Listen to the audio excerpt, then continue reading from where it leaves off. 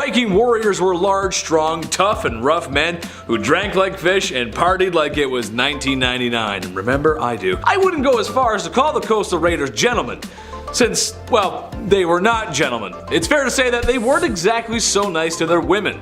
For example, it wasn't that uncommon for a Viking male to take a bed with his wife. It was also not uncommon for a Viking man to take a bed with someone other than his wife, which, unless you're a collection of certain people from Utah, that's not okay. Not that I'm here to judge anyone from Utah or the Vikings, but I believe if you fall in love, you gotta stay within those boundaries of that marriage. It's just traditionally a two-person party, not 4 or 5. Number 9. Revenge. Signy was a sweet lass who unfortunately married King Sigurd, a rather nasty and brutal king. He would earn his malicious title when he had Signy's family unalived, except for her and her twin brother. But wait, there's more. Signy then plotted revenge with her sibling by meeting up with a sorcerer who changed her appearance. She then went back to her brother where they engaged in 3 nights of awkwardness and shame only a family watching in Force Ghost form could witness. She then changed forms again to give birth to her son that would assist in her revenge. Eventually they overthrew the Mad King and set him on fire for his misdeeds, where she then also willingly walked into the fire because she felt like she was no longer fit to live. That is one wild story. Hell hath no fury like a woman scorned, I guess. Number 8. Love Triangle. There once was a maiden so fair and so beautiful, apparently the most beautiful and smart. Sounds like a winner to me. Gudrun was her name, and she was stuck in an unfortunate love triangle. Kjartan and Bolli were friends and foster cousins. Kjartan immediately fell for the beautiful Gudrun. His father, however, did not exactly approve of this fling, as he felt she was kinda sus due to her previous marital adventures. So while holding Kjartan back, Bolli went to swoon the beautiful lass. This worked. However, shortly after being distracted by a trip, Kjartan finds out that his love is now in an entanglement with his best friend Bolli. This leads to a confrontation where Kjartan is struck with one blow by Bolli that claims his life. Bolli instantly filled with regret, the same way Anakin felt when confronting Palpatine and Mace Windu, and a what have I done sort of moment. It was awkward, but their story was a little bit easier to understand. I don't know, bad dialogue. Number 7. Volund the Smith. Volund the Smith was in love with a Valkyrie, which honestly is just really cool. Come on, I mean, who gets to be in love with a Valkyrie? And after a brief marriage, the Valkyrie had to go back to what they do best, which is to pick up soldiers who have perished in battle. As Volund was going full Marvin's room over the grief of his loss, he was kidnapped by a king who imprisoned him to marry his daughter. The king was so serious that he had Volund's hamstrings cut, so he could not escape his captivity. So to get back at the king, he slayed his 2 sons and fashioned a goblet with jewels made from their eyes. Knocked up the king's daughter and blew that popsicle stand. Sure, it wasn't his wife yet exactly, but she was gonna be if he hadn't have turned her brothers into everyone's least favorite set of dinnerware. Take note of this one, folks. Don't do this one at home. Number 6. Leif Erikson Day. Yes, the very same from SpongeBob SquarePants. Leif Erikson, the first European to land in North America. Hundreds of years before everyone's new least favorite explorer Christopher Columbus discovered the Americas. A Viking man leads an expedition that honestly must have been just the worst. Sea travel just wasn't great back then. This really was a huge moment in history, one for the ages. But imagine breaking the news to his wife. Listen honey, I know you've been hard at work cleaning and cooking and taking care of our children, and we both know I've been a great husband with all my drinking and fighting and all the mistresses I may or may not keep. So I just want you to know that I'm going to sail across the ocean for months and build a settlement in a completely different corner of the earth. Okay, bye. See you later, yeah. I'll write you. Number 5. Housewife. Ladies, I hear ya. No woman wants to be told by a man to cook, clean, and be a housewife. But for Viking wives, this was half the case. Not so much misogynistic as it was just really a necessity. While a lot of Viking life was more than naval raids and pillaging, and while women warriors most likely took part in said pillaging, the women in Viking civilizations did a lot of work at home. Cooking, making clothes, and a whole list of duties that I know I could never do. Truth of the matter is, Vikings were big burly fighters and still required the tender care of a woman. All patriarchy aside, imagine how hard life would have been back then without one another. As for today, I don't think you understand how hard it would be for me personally to sew a hole in my own clothes. Many of underwear have been lost to me not being able to sew. So long, underwear. Number 4, score! I heard you work with the companions. What do? Fetch the mead? That's a Skyrim reference for anyone that's not sure what that is. It should come as no surprise to anyone that the Vikings enjoyed a little drinky poo once in a while, and by that I mean all the time. Famous for their beers, meads, and wines, Vikings drank to drink for just about any reason, really. Alcohol played a big role in Viking society, as did in many other civilizations of the past. However, this may have had something to do with the mistreatment of their wives. Think about it for a minute. Has your dad ever been drinking a whole case of beer in the sun on a hot summer weekend, where he then proceeded to say things that he's been thinking but needed the liquor courage to say it? And when he said these things, was it not the most nonsensical thing you ever heard? Well, I'm sure that happened to the Vikings too. Just, it was freezing cold out and the men weren't wearing a fresh pair of white sneakers for mowing the lawn, which doesn't really make any sense when you think about it. This may be why women were allowed to leave marriages if they were mistreated. Number 3, divorce process. Unlike other women in Europe, Viking women had the option to opt out of their marriages. A divorce for other women in Europe may just cost them their lives. Looking at you, King Henry VIII. However, the process of divorcing is rather awkward. Not that I would know, but I feel like a divorce should be somewhat of a private matter. Unless of course you're 90s trailer trash and you end up on Jerry Springer. That ain't my baby! That is not my baby! But even regular folks like you and me can still have their dirty laundry out to air, especially if your marriage is property and children to decide over. While not as messy as daytime television from a forgotten era, the Vikings made their divorces rather public, as that was the divorce process itself. The woman would have to call witnesses to the married bed, or rather just the home, and declare she was divorced. Imagine being pulled off a grueling day's work to be told the lady from the other side of the village is getting divorced. I'm gonna get back to my farm, lady. Jeez. Number 2. Far out, man. As if drinking copious amounts of ale and mead wasn't enough to upset a marriage, how about some recreational use of some wacky substances? Vikings were known for going in a berserker mode when in battle, a seemingly blind fit of rage that would see anyone or anything in the Vikings' way cut down without mercy. There may have been an answer for this aberrant behavior. Mushrooms. Yes, that kind. Some scientists believe that these mushrooms with mind-altering effects grew in areas not too far from the Vikings, and once discovered would lead to some interesting results. Because a large man with a very sharp axe and a belly full of beer is exactly who should be consuming the same kind of mushrooms that may or may not make Pink Floyd's album sound 10 times better. Number 1. Naughty naughty. The chief came sailing into port today and said this isn't it. That's right, I did 2 chief jokes today because that's how messed up this is. Viking men of the past, I'm putting you in the naughty corner, bad Vikings. See, like previously mentioned, Vikings were more than just coastal pirates. They had villages, farms, etc. Just like the rest of Europe. But alas, they did do some pillaging. Oftentimes when going on a raid, one of the many things that was taken from other civilizations and villages was women. Oh yes, not just stocks of gold and grain, but the village's women too. Where they would be taken back to the Vikings, where they would be put into YouTube's least favorite S word for well, you could probably guess what for. Some were married off and some were probably put to work. This is why the Vikings are going in the naughty corner.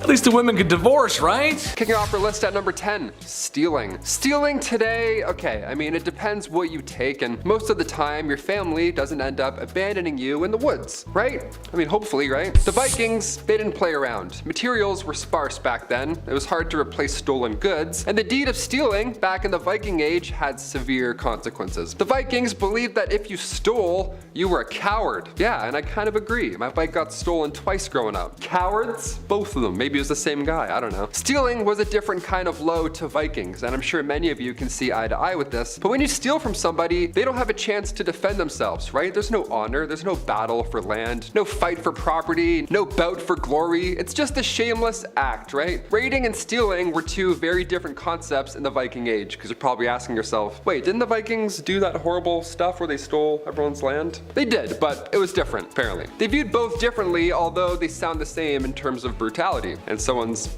losing their home regardless. A stealer would be abandoned from the clan, pushing them out into the woods for around 20 years. Yeah, all because you stole a pine nut. Way to go, Eric the Dumb.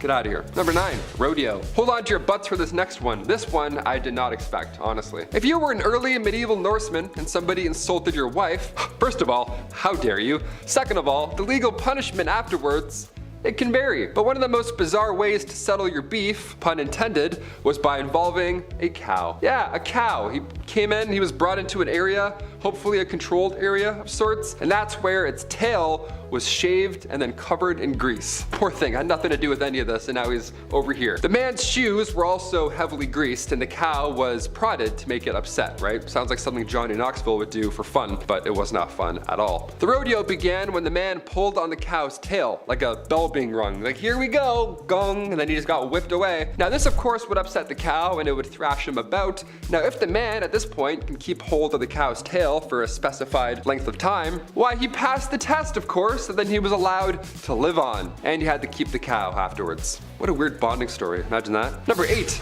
Taking lives. Yeah, what happens when you do the worst of the worst? I mean, today we dish out quite the punishment. You even get a Netflix special or something like that. But back then, somebody in the Viking Age, well, it kind of wasn't a big deal. I know it sounds horrible to say, but hear me out. Back then, as long as the convicted were open and honest about the whole situation, like say, I don't know, if somebody had challenged him to a duel, why then it's fair game. One specific case from history involved a Viking man catching his wife in bed with another Viking. Not good. You don't want to catch your wife in bed with anyone, let alone a Viking. That's game over. His feet are hanging off your bed. You're like, oh, he's so large. No. That Viking man at that point could the fella in bed, but he had to bring that bloody sheet to Viking court. That would have to provide as evidence to show what happened and where and why. You know what I mean? That's simple. Today there'd be a few more steps involved in that case, obviously. But the Viking Age, this case was closed. That's it. They're like, okay, Viking law is done. Go home. Someone go raid a village. Number 7,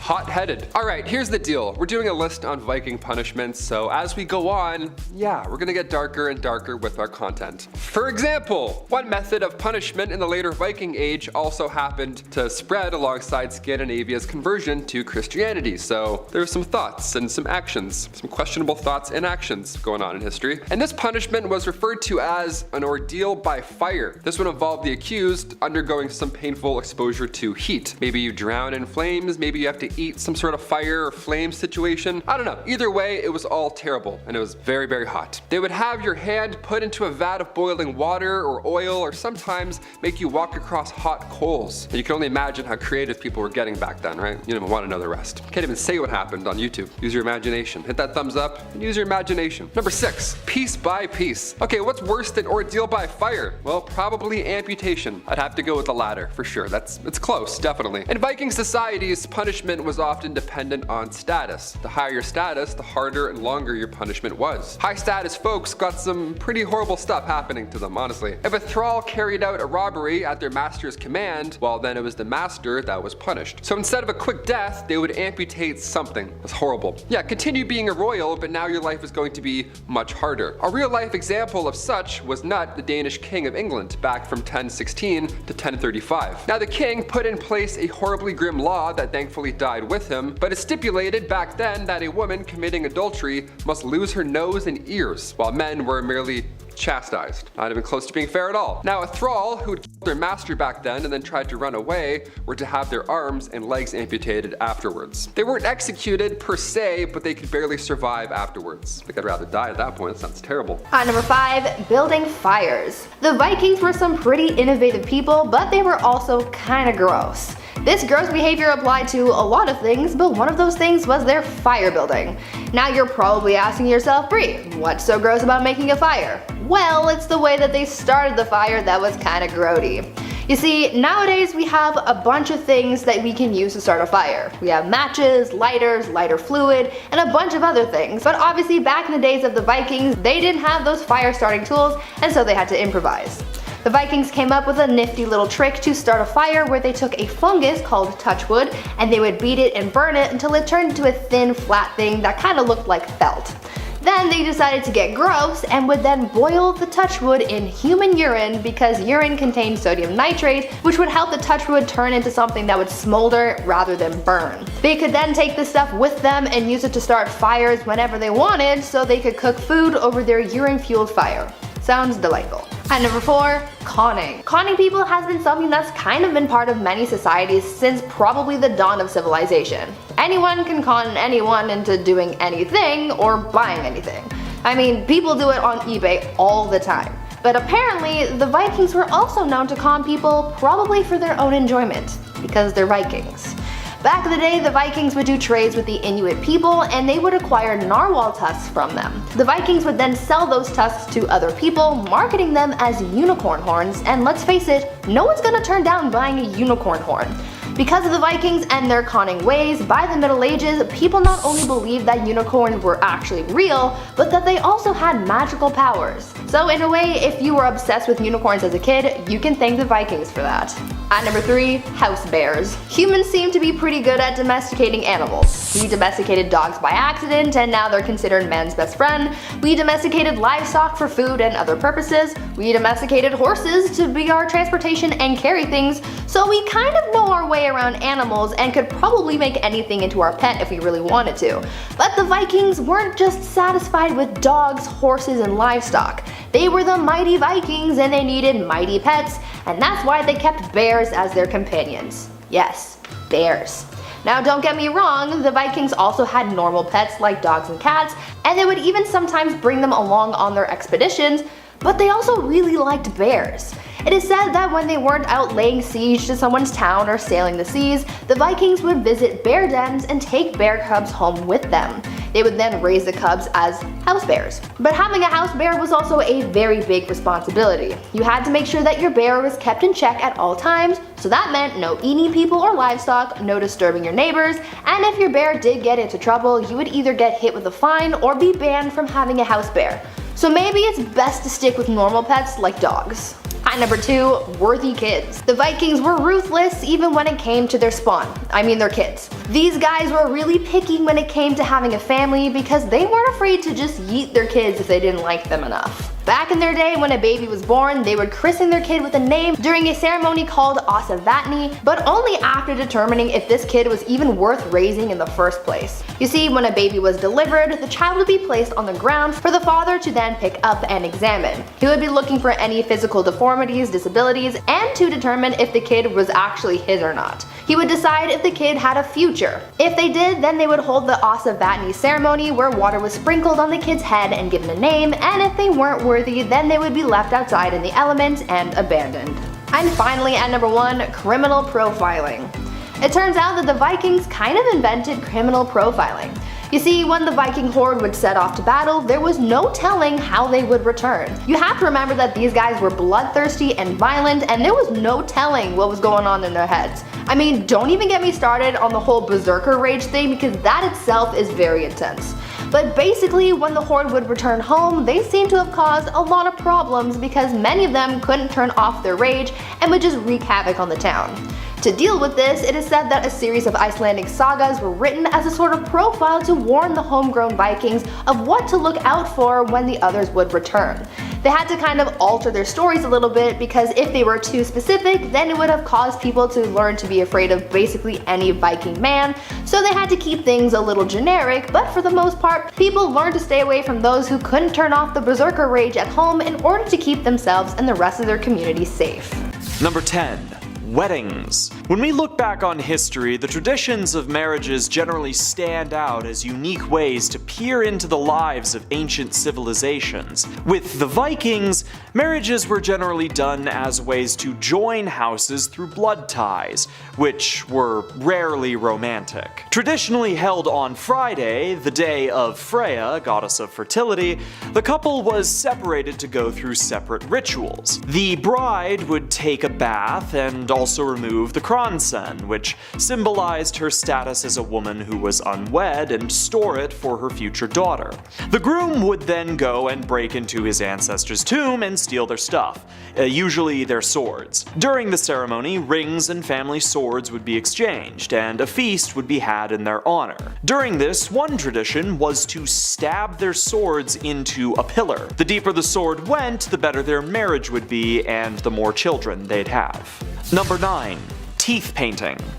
When exhuming the many skeletons of Vikings that have passed throughout history, a remarkable detail was found throughout all of them. Notches of varying size, depth, and length were found to have been cut into the teeth of these ancient warriors. The reason for their existence was something of a mystery. Furthermore, comparing the style to historical Vikings, the name of the Danish king Harald Bluetooth suggests that his title may have been slightly more literal than initially thought.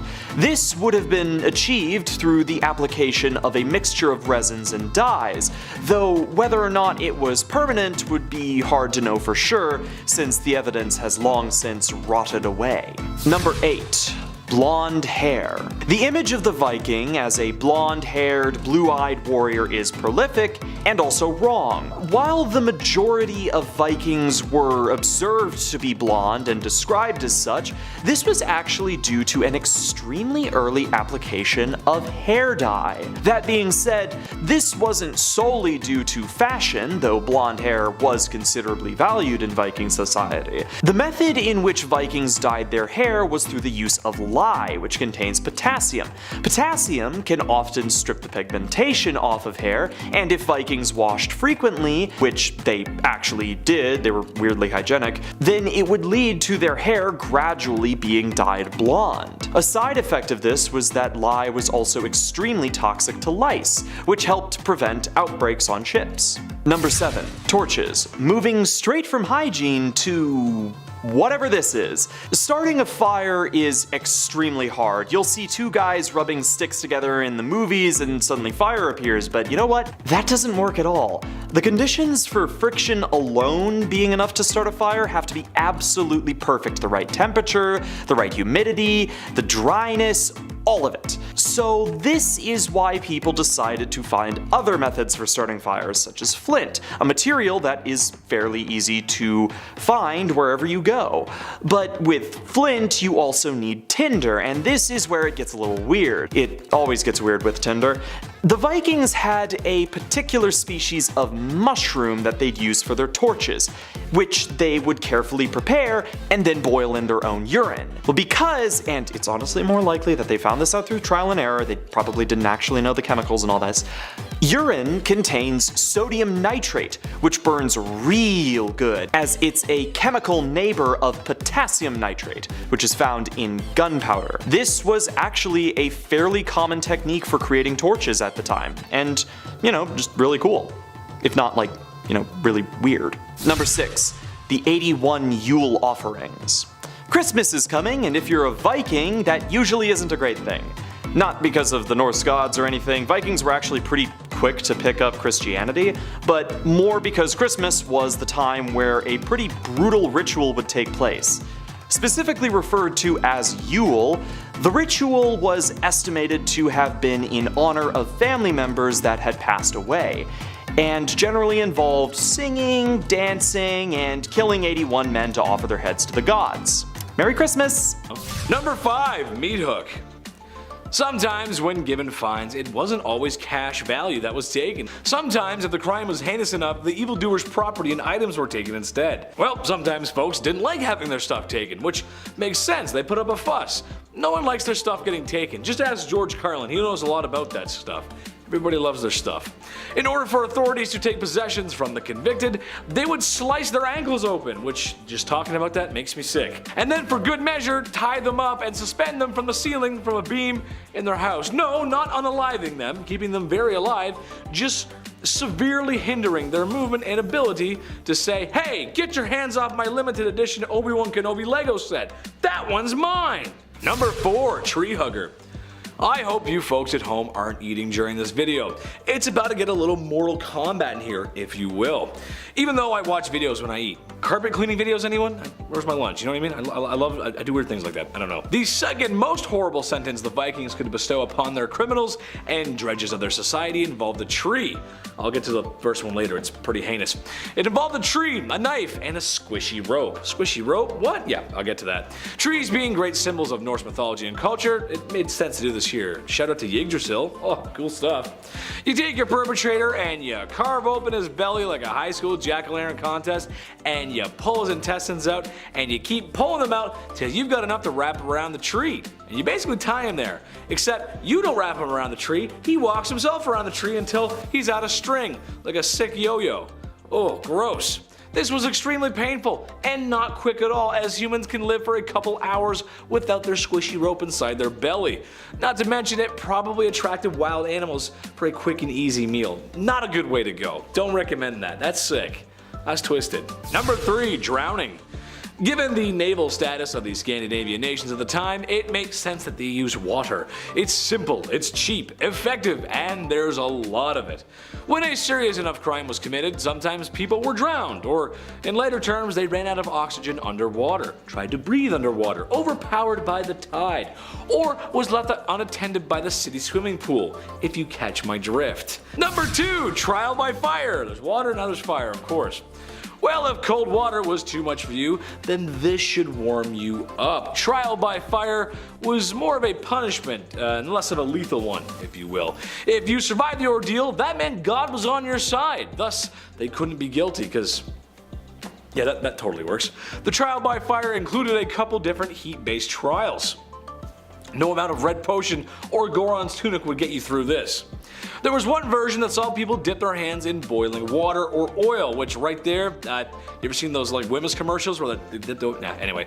Walking across hot coals, which can be proven to be done without getting hurt. I saw it on Mythbusters once, so if it's on Mythbusters, that's just truth, folks, come on. Lastly, the one thing that I think is the worst is holding a hot stone or iron for a determined period of time. Yes, how long do you think you could hold onto a red hot iron? I'd say not long. Even with seconds of exposure, you would have close to 3rd degree burns, probably 3rd degree burns on the palm of your hands, and long before polysporin, painkillers, and toilet paper. Not a good combo. Don't you have a burnt hand, you go to do that, you know? Ooh, that's not gonna be good. You're gonna get a little sick. Number 1, this is the worst one on the list, the blood eagle. The Vikings were very creative, to say the least. I just had to include this one, it's awful. And in the style of Mortal Kombat, of course, you take a crook, you take his back, and you rip his rib cage out of his back. It was cut out from the chest and positioned in such a way that it looked like an eagle with its wings flying, just, you know, with a lot of blood, hence the blood eagle. After that amount of carnage, you would bleed out and experience excruciating pain. Not as common as other things on this list, it was saved for the worst of the worst, but yeah, it is the worst. No thank you. At number 10, non-stop party. What is the longest amount of time you've gone out to party? A couple hours, maybe a weekend? Well, I don't think it could ever compare to how long the Vikings partied. The Vikings would have probably had a good old chuckle if they knew our parties only lasted a few hours. They'd be like, ha, look at these weaklings. Anyway, these guys could probably out-party anyone. Their biggest festivities, like the ones held after large expeditions or for weddings, would typically last for days, but their major feasts, like the ones they would use to celebrate the winter solstice, may have lasted upwards of 12 days. Now that's a lot of party stamina.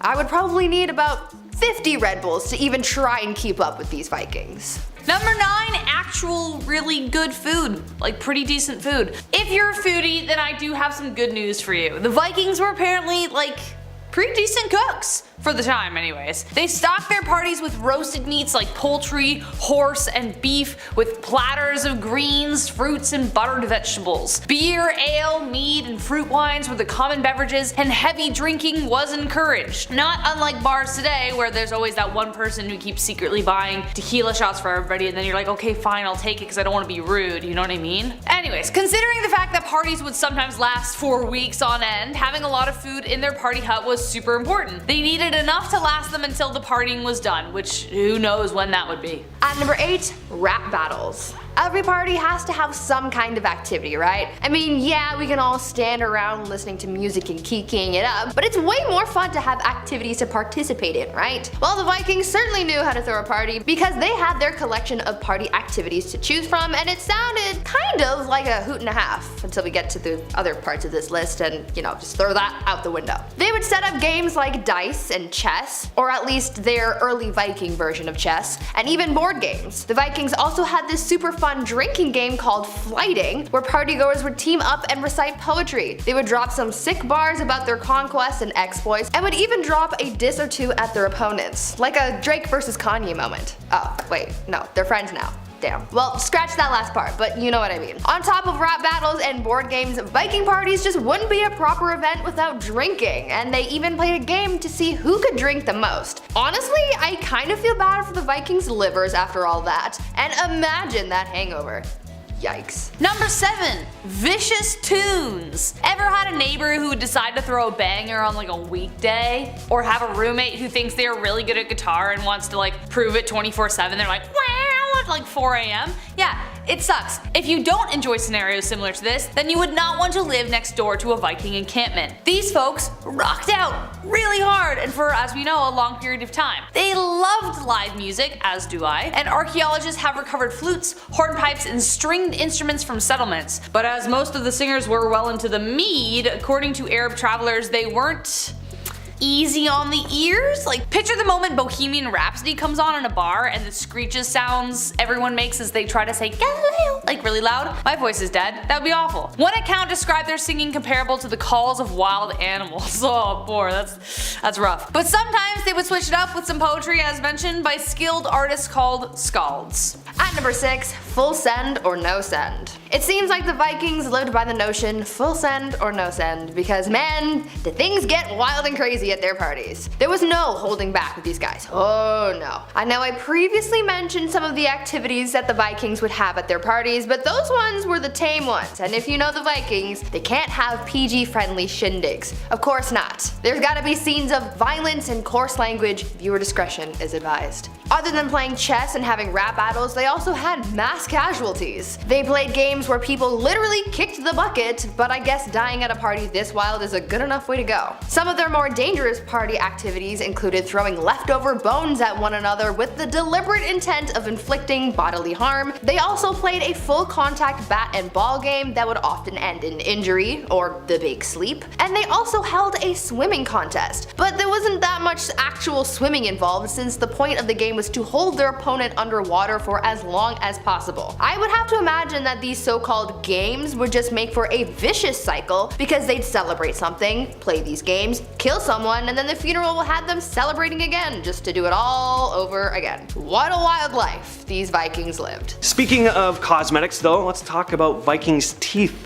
for a moment. Having nice teeth, it's a sign of attractiveness, good health, but these ancient warriors would modify their teeth for reasons that aren't 100% confirmed, but we can speculate that it was to make them appear more fierce, because I don't think Vikings were all too concerned with pretty, other than their gorgeous blonde locks. Skeletal remains of ancient Norsemen had been dug up in Sweden and parts of Denmark with horizontal grooves kind of carved and cut into the front of their teeth. For the most part, they were just horizontal lines, but there had been other shapes found as well. Again, it's not 100% known why some of them did this, but it's said that maybe they dyed the grooves to create kind of cool lines on their teeth, almost like tattoos. It would have been extremely painful, as you can probably imagine. Nobody likes going to the dentist. And it wasn't super common, but it was definitely a bit of an ancient Swedish trend. There are plenty of cultures all around the world that would also do something similar to this, but Vikings are the only known culture in medieval Europe to have practiced it. Next on the list we have swords and weapons. There are several traditions held at Viking weddings that are rather familiar. The bride and groom would exchange rings, they would celebrate with a feast, there would be animal sacrifices, all pretty standard, but unsurprisingly swords also played a major role in Viking weddings, because of course they did. First of all, the groom's buddies would hide a sword in the grave of one of their ancestors, which the groom would then have to find and retrieve, kind of like a sword scavenger hunt.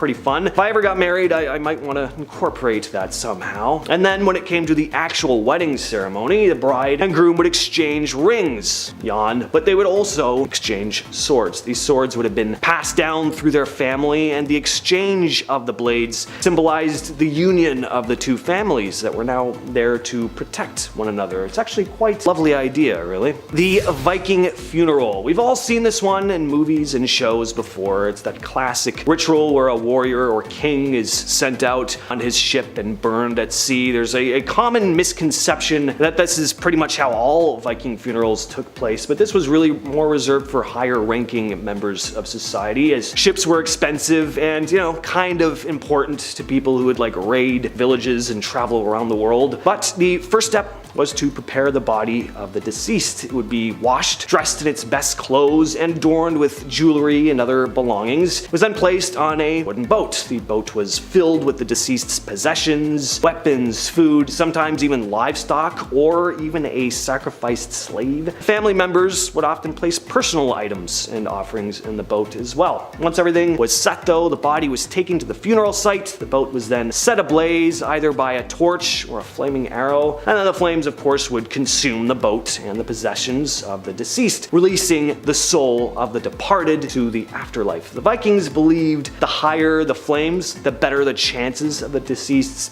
successful journey into the afterlife. So family members would often add oil or other flammable liquids to the fire to ensure a bigger, brighter blaze. And why not? I mean, if I'm gonna go, I want to go out as as big a fire as possible. Go out with a blaze of glory. The blood eagle.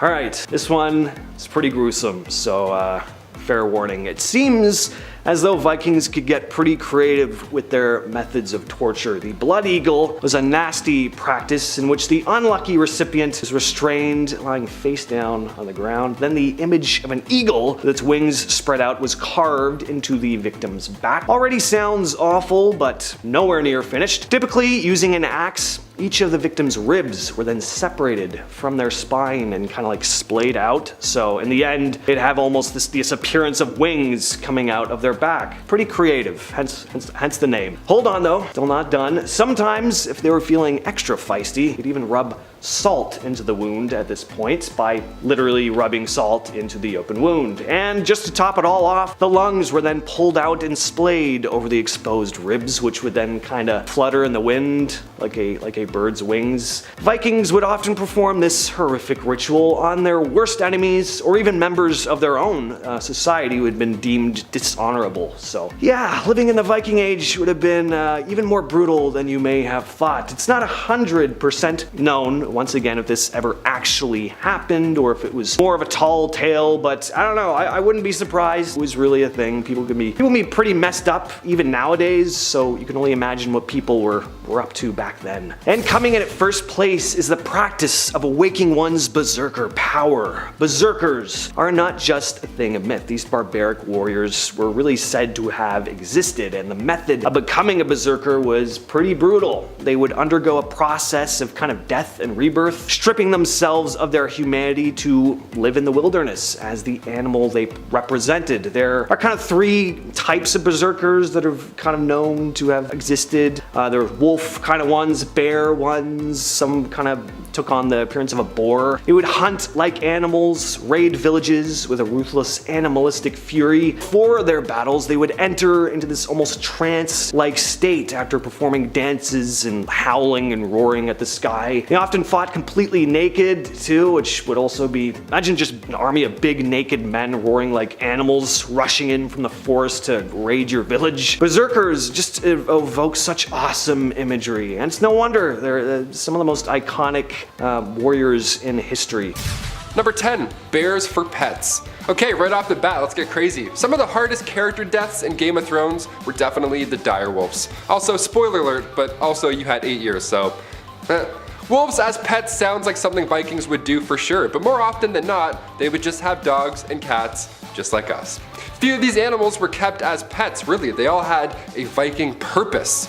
They all had the big cats probably had a big beard too, most likely. Viking cats belonged in the house to chase away rodents, just like they do today. Freya, the goddess of love in Norse mythology, rides in a cart that's being pulled by 2 cats. Cutest little cart ever. These cats were Egyptian. Most of the cats in Scandinavia came from Egypt at that time, and they adapted to a much colder climate.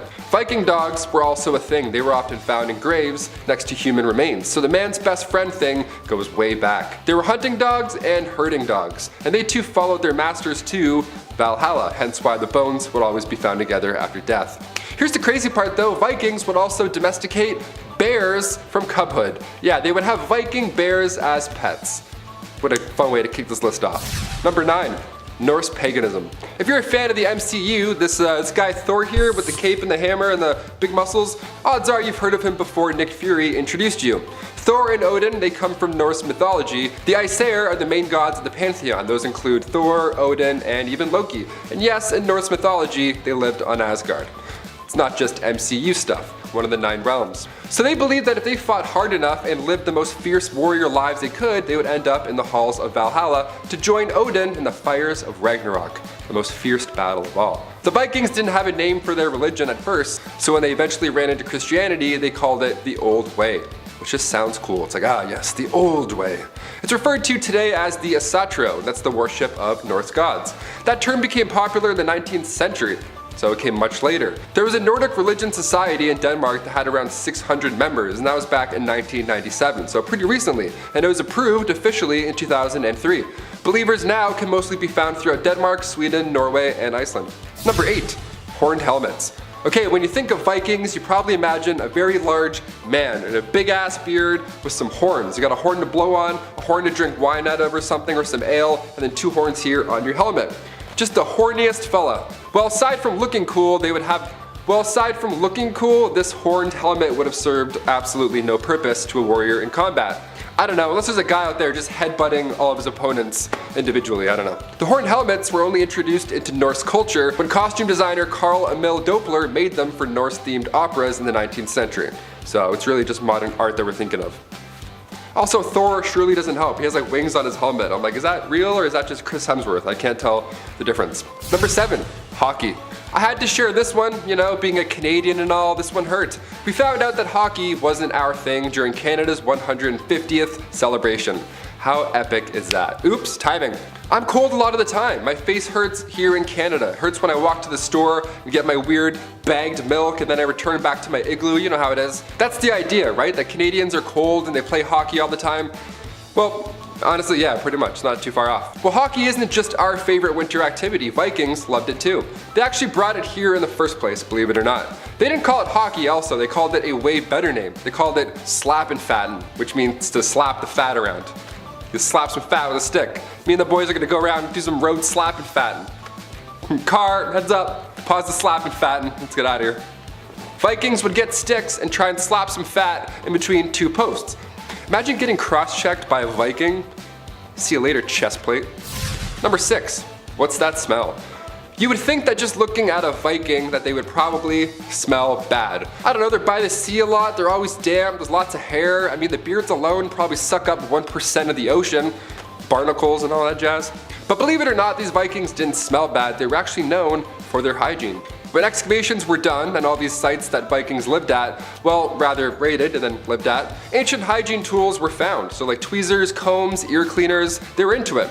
They weren't lucky enough to have Q-tips back then, so instead they used animal bones, which wouldn't hurt too much. Your eyes wouldn't really roll for that one, I don't think. It's just business, no pleasure.